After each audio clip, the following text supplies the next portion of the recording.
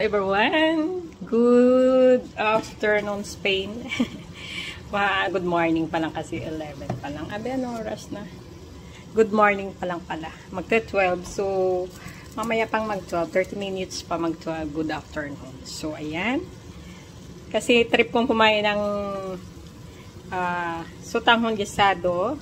Mubami. Nilagyan ko ng noodles. So, ayan. So, guys, na may sausage at saka maraming gulay.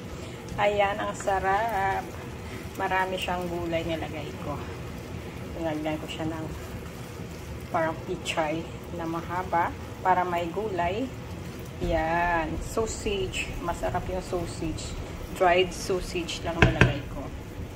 Kasi nagbabawas ko ng baboy. So, ayan guys. Yummy, yummy. Ito yung lunch ko. Wow, kadami naman yung lunch ko, diba? So, ayan.